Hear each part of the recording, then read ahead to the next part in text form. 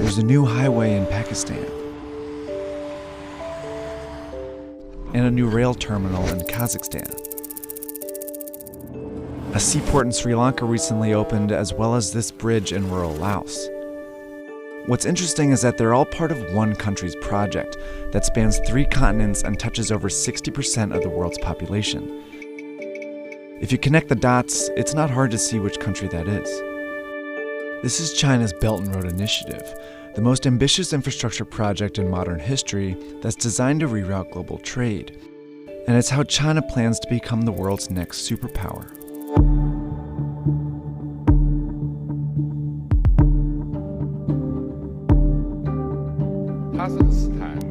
Kazakhstan. It's 2013, and Chinese President Xi Jinping is giving a speech in Kazakhstan, where he mentions the ancient Silk Road, a network of trade routes that spread goods, ideas, and culture across Europe, the Middle East, and China as far back as 200 BC.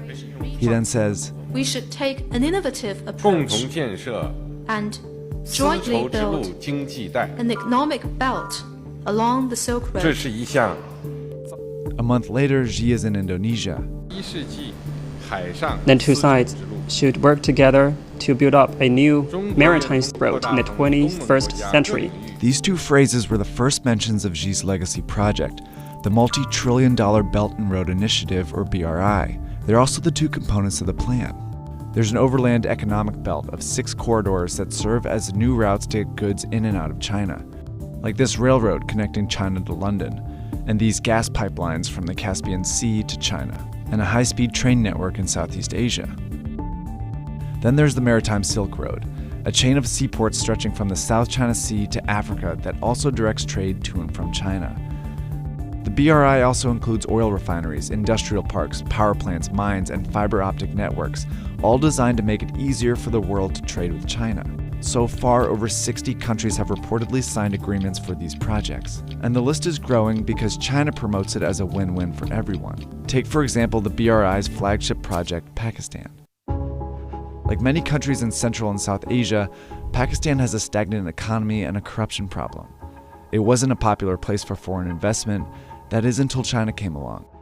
In 2001, China offered to build a brand new port in the small fishing town of Gwadar. By 2018, the port, as well as a highway and railway networks, became a $62 billion corridor within the BRI.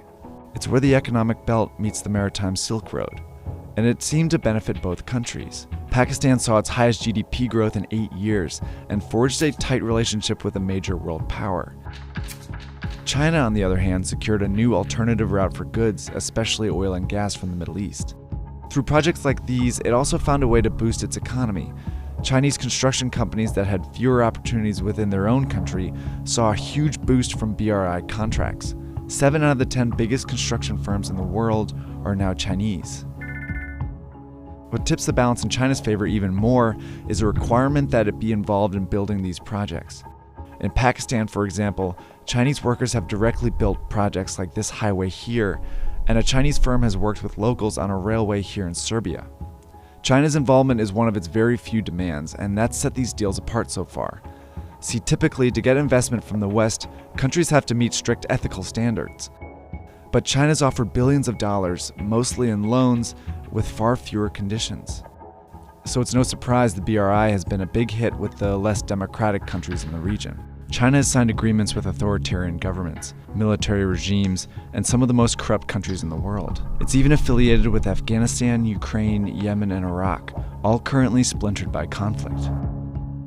Because of China's willingness to loan money to unreliable countries, many experts have called the BRI a risky plan. Eventually, these countries will have to pay China back, but corruption and conflict make that payback unlikely. A recent report found that many of the countries indebted to China are very vulnerable, including 8 that are at high risk of being unable to pay. So why does China keep lending? Because there's more to the BRI than just economics. In Sri Lanka, China loaned about $1.5 billion for a new deepwater port. It was a key stop on the Maritime Silk Road. By 2017, it was clear Sri Lanka couldn't pay back the loan, so instead they gave China control of the port as part of a 99-year lease. China also controls the strategic port in Pakistan, where it has a 40-year lease. It's pushing for a similar agreement in Myanmar, and it just opened an actual Chinese naval base in Djibouti. These are all signs of what's been called the string of pearls theory. It predicts that China is trying to establish a string of naval bases in the Indian Ocean that will allow it to station ships and guard shipping routes that move through the region. So while China's not getting its money back, it's still achieving some very important strategic goals. China's growing influence challenges the status of the US, which has been the world's lone superpower for the last several decades. But isolation is trending in the US, meaning that they are investing less and therefore losing influence around the world. The BRI is China's way of leveraging power to become a global leader. By building relationships and taking control of global trade, China's well on its way.